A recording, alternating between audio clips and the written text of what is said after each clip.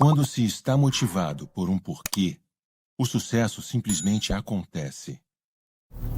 Foi como uma versão do boom das companhias.com na virada do século. A promessa de uma nova e revolucionária tecnologia estava mudando a maneira como as pessoas imaginavam o futuro. E havia uma corrida para ver quem seria capaz de fazer primeiro. Era o final do século XIX, e a nova tecnologia era o avião. Como já foi comentado na introdução, um dos homens mais conhecidos na área era Samuel Pierpont Langley. Como muitos outros inventores de sua época, ele estava tentando construir a primeira máquina voadora mais pesada do que o ar. O objetivo era ser o primeiro a conseguir fazer um voo tripulado e controlado em uma máquina com autopropulsão.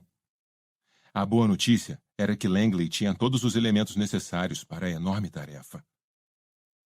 Langley havia conquistado algum renome na comunidade acadêmica como astrônomo, o que lhe fez alcançar cargos de alto nível e prestígio. Foi secretário do Instituto Smithsoniano, tinha sido assistente no observatório da Faculdade Harvard e professor de matemática na Escola Naval dos Estados Unidos. Langley era muito bem relacionado. Entre seus amigos estavam alguns dos homens mais poderosos no governo e nos negócios, incluindo Andrew Carnegie e Alexander Graham Bell. Também contava com um ótimo financiamento. O Departamento de Guerra, precursor do Departamento de Defesa, tinha lhe dado $50 mil para o projeto, o que era muito dinheiro naquela época. Portanto, recursos financeiros não eram um problema. Langley reuniu algumas das melhores e mais brilhantes mentes da época. Seu time dos sonhos incluía o piloto de testes Charles Manley, um brilhante engenheiro mecânico formado em Cornell, e Stephen Balzer, desenvolvedor do primeiro carro em Nova York. Langley e sua equipe usavam os melhores materiais. As condições do mercado eram perfeitas e as ações de relações públicas eram ótimas. O The New York Times o seguia por toda parte. Todos sabiam quem era Langley e torciam por seu sucesso. Porém, havia um problema. Langley tinha um objetivo ousado, mas não tinha uma noção clara do porquê. Seu propósito, ao querer construir o avião, era definido em termos de o que estava fazendo e o que seria capaz de conseguir. Ele nutria uma paixão por aeronáutica desde que era muito jovem, mas não tinha uma causa pela qual lutar.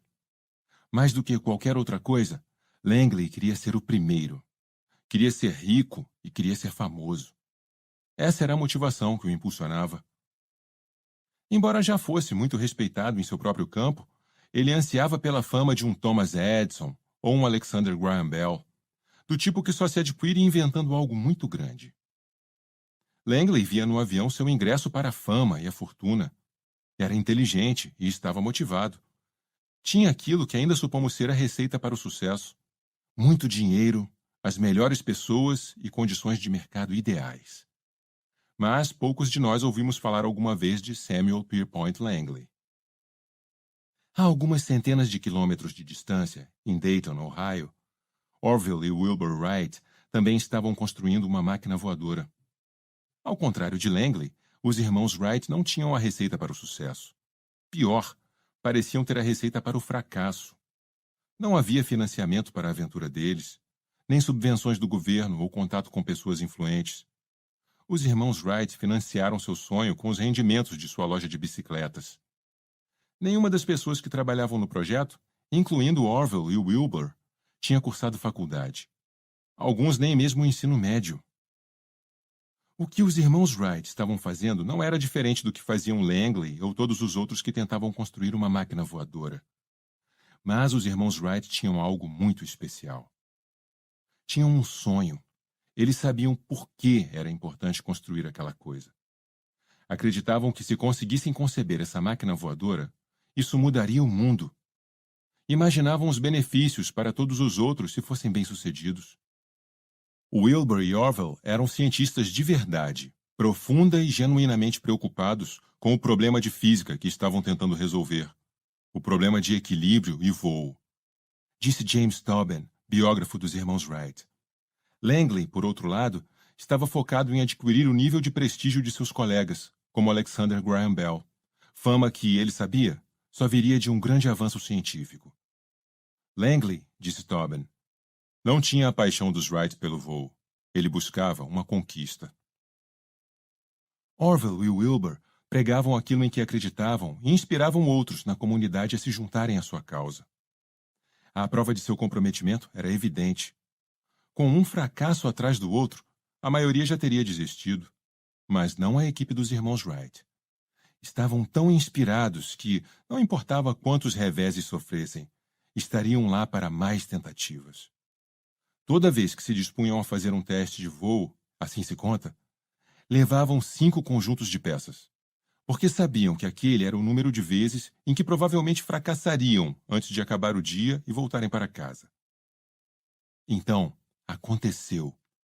Em 17 de dezembro de 1903, em um campo em Kitty Hawk, na Carolina do Norte, os irmãos Wright conquistaram o céu.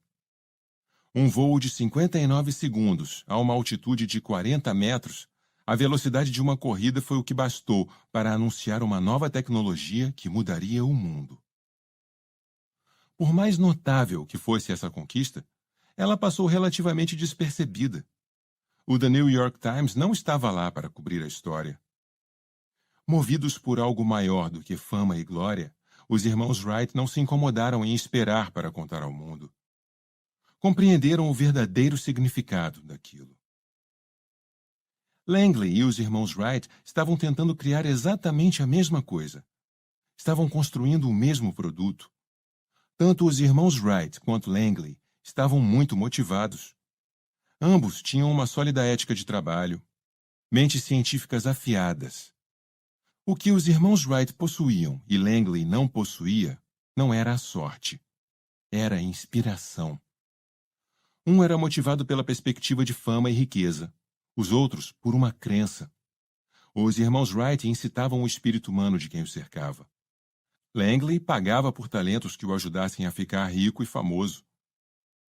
Os irmãos Wright começaram pelo porquê.